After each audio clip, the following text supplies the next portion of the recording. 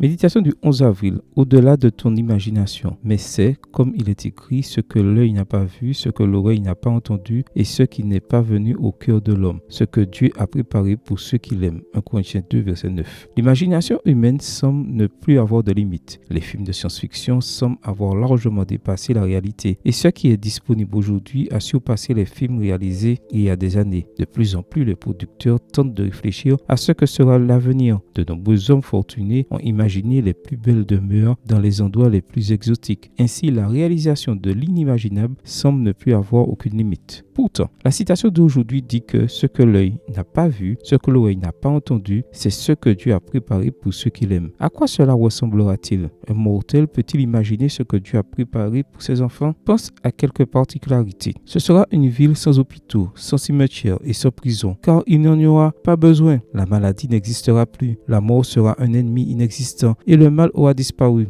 Ceux qui font confiance à Dieu sont plus que convaincus qu'aucun esprit humain ne peut concevoir tout ce qu'il a préparé pour ses enfants. Mais les conditions actuelles ne permettent pas de penser à une société libérée de la peur, de l'anxiété, de la faim, des problèmes financiers, etc. C'est quelque chose d'impossible à imaginer. Tout autour de toi est criblé de tragédies, de peur et de mort. Par ailleurs, Apocalypse 21 signale que la ville que Dieu a préparée s'étend sur plus de 2240 km de long, de haut et de large. Aucun pays ne peut accueillir une telle ville. Et imaginer les fondations d'un édifice de 2240 km de haut est impossible. L'imagination ne suffit pas pour rêver d'une ville d'une telle ampleur. Dieu rétablira totalement l'atmosphère sur la terre et dans les cieux. Une harmonie inconcevable. L'homme pourra rencontrer des êtres totalement sains et immortels avec un mode de communication différent et il voyagera plus vite que la lumière à la vitesse de la pensée comme les êtres angéliques actuellement en la présence de Dieu. Pour tout cela, les Écritures sont claires parce que tout cela dépasse notre imagination. Les sceptiques auront-ils du mal à y croire? Oui, raisonnablement, on ne peut pas y croire parce que cela dépasse la conception humaine. Mais pour ceux qui ont foi en Dieu, c'est la grande espérance. Le retour de Jésus-Christ sur cette terre sera l'inauguration de cette nouvelle étape du règne de Dieu, lorsque tout redeviendra tel qu'il a créé avant le péché, parfait, harmonieux et non souillé par le mal. Ceux qui ont confiance en sa providence le verront, le sentiment en jouiront, car tout est par sa grâce. Amen. Bonne journée à vous et que le Seigneur vous bénisse.